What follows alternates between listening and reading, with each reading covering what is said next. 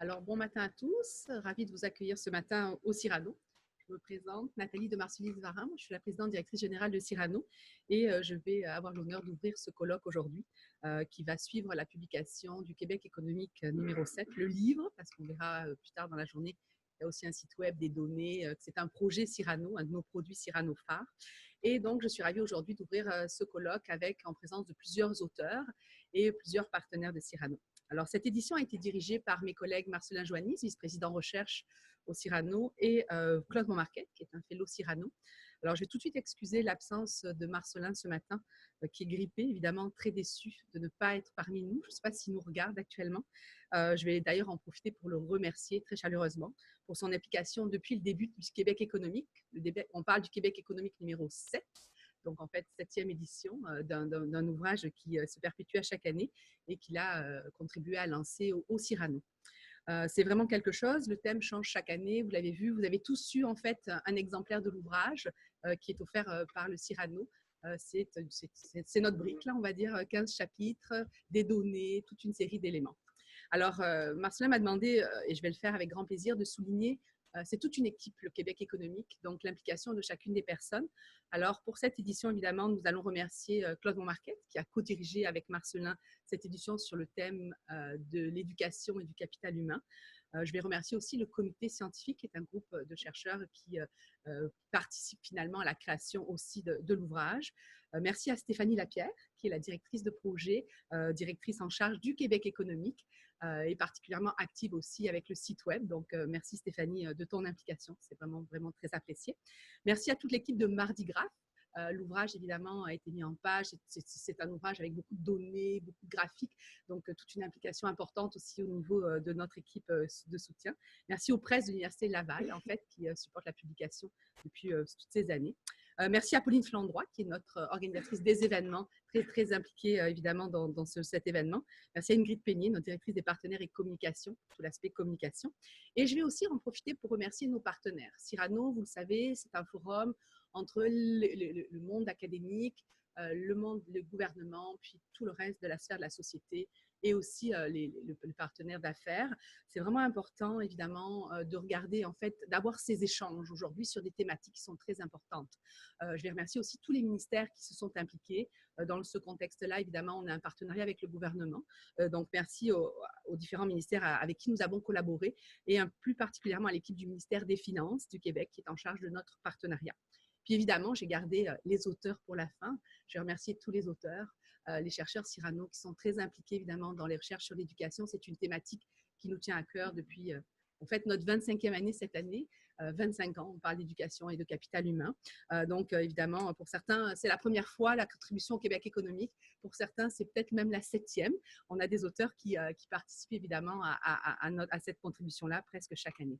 Donc, comme je vous l'ai dit, le Québec économique, c'est un ouvrage qui est publié, qu'on transmet, qui est transmis dans les cégeps, qui participe finalement à l'éducation économique et financière, parce que le Cyrano est un centre de recherche appliquée, mais c'est aussi un centre de liaison et de transfert.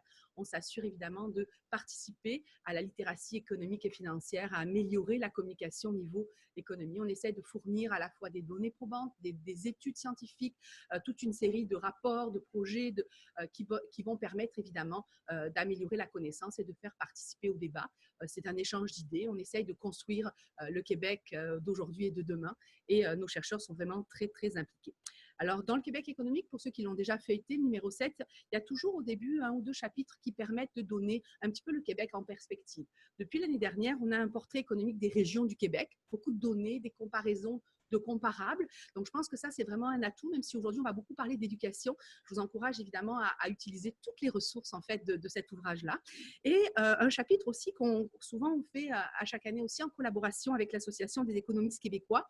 Cette année, en fait, le chapitre 2 porte sur un enjeu très actuel, évidemment la transformation technologique, transformation numérique et les technologies perturbatrices, qui était le thème, en fait, du congrès annuel de l'ASDEC. Et donc, c'est un petit peu un résumé de ce qui a été dit, en fait, lors de ce congrès. Donc, je remercie évidemment l'association de participer à ces discussions aussi avec nous.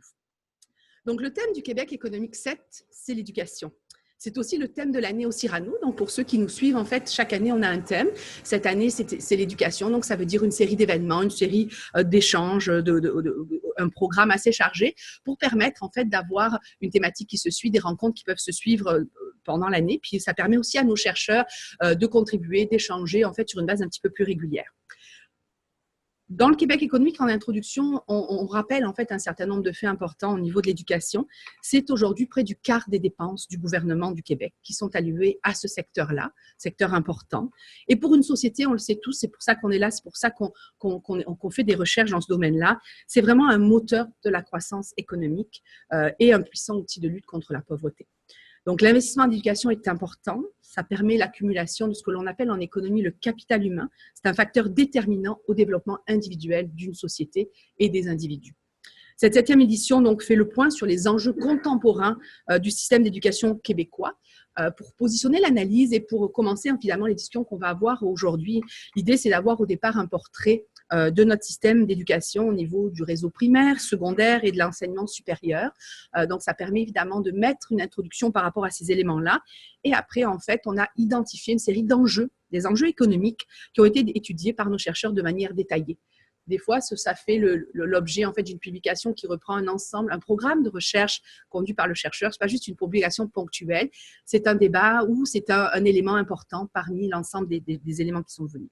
Donc, nous avons aujourd'hui à avoir l'occasion d'entendre plusieurs de nos chercheurs et auteurs qui vont présenter évidemment les travaux qui ont été publiés dans l'ouvrage. Et ça va permettre évidemment d'avoir des échanges avec vous. On a plusieurs personnes qui vont se joindre à nous au cours de la journée. On a fait un programme qui est assez riche sous forme d'ateliers, donc avec la possibilité évidemment de suivre atelier par atelier en fonction de vos intérêts. Et puis aussi, je salue en fait les gens de Québec et les personnes qui n'ont pas pu se déplacer, qui sont présents en ligne et qui nous écoutent actuellement. Donc, vous avez tous reçu un exemplaire. Donc, nous allons avoir aujourd'hui, on va commencer en fait avec le premier atelier. Donc, c'est 4 ateliers et un panel pour clôturer la journée. Nous aurons aussi la chance d'entendre Madame Louise Roy, qui est la présidente du conseil d'administration de Cyrano, mais aussi chancelière de l'Université de Montréal, qui viendra en fin de journée, en fait, après le panel, faire le mot de clôture, en fait, du colloque. Donc, je vais commencer par introduire le premier panel qui porte sur le portrait de l'éducation au Québec et qui va être animé par Maurice Tardif de l'Université de Montréal et qui va vous présenter évidemment les participants au panel. Donc, je vous remercie tous d'être ici aujourd'hui. C'est vraiment une volonté d'échanger, de participer à l'échange, d'améliorer les connaissances et aussi de faire connaître en fait le Cyrano comme une source d'études qui permet évidemment, avec l'ensemble de ses collaborateurs, l'ensemble de ses partenaires, c'est 11 universités partenaires, le Cyrano, donc un ensemble de chercheurs, un réseau de 230 chercheurs, et on collabore évidemment avec tous les autres centres qui ont à cœur de faire avancer la connaissance au Québec. Merci beaucoup.